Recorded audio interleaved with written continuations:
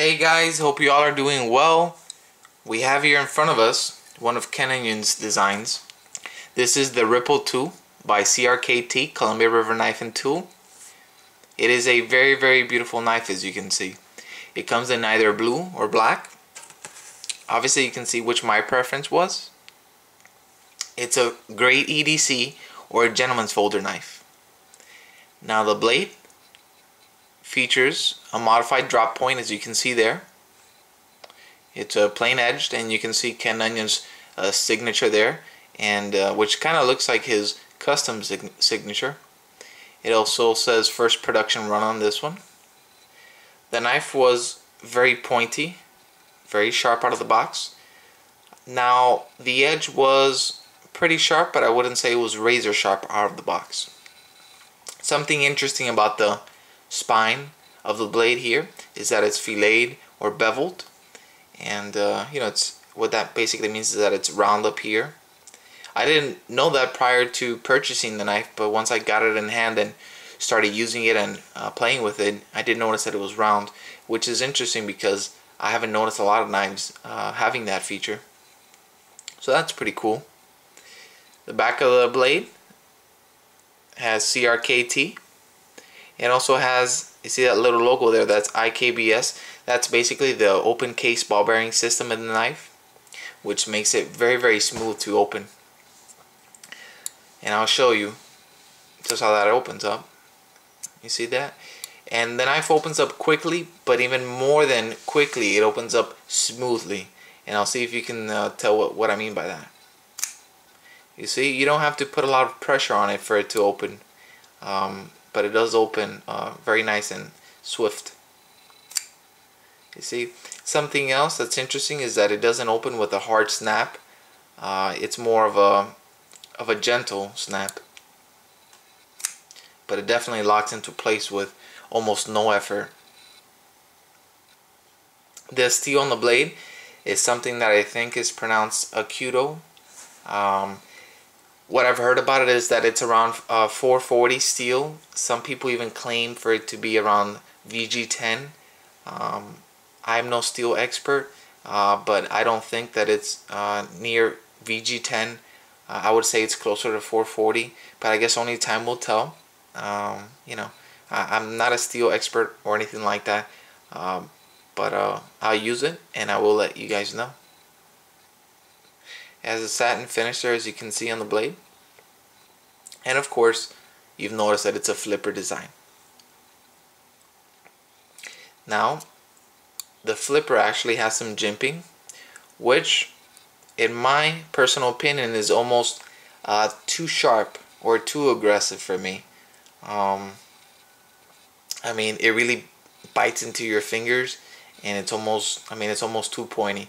The handle features a ball detent inside, which is so you don't accidentally open the knife, which also means that you're gonna have to push the flipper a little harder down. Now, of course, once you get past that detent, the knife is gonna open very smoothly. But until you get to that point, you're gonna be pushing down on those little spikes. So now the handle is stainless steel, and it has a blue titanium nitride coating on it. The black one has a black nitride coating on it, but it's still stainless steel. It has 44 CNC machined holes, which adds to the design mainly, but I guess it also reduces the weight of the knife.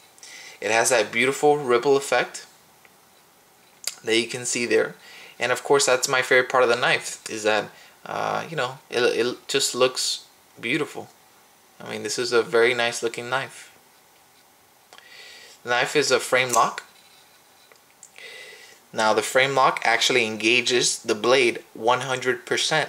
Again, this isn't something that I see on every single knife, especially on knives that are under $100. But the frame lock works great. Something even more interesting about the frame lock is that it's barely noticeable. And that's due to this arch design that the handle was made with. You see, most of the time a frame lock is very noticeable in my opinion, and in this knife I mean, I think it's kind of difficult to even tell that it's a frame lock. So that's pretty nice. Now there's some jimping on the top of the handle. There's also jimping on the top of the blade. And the funniest thing about it is that there's even jimping on the clip. So they really went jimping crazy on this knife. You see that? You see the jimping on the clip? Isn't that funny? Now, of course, the jimping on the clip doesn't really do much, but the way they designed it, you see, they lined the jimping up perfectly, and it does look pretty cool.